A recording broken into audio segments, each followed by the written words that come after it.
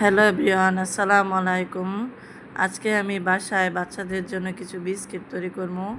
এখানে আমি চিনি নিলাম, ডিম লবণ দিয়ে মিক্স করে নিলাম। এখানে চিনি এবং ডিম ভালো করে মিক্স করে নিতে হবে।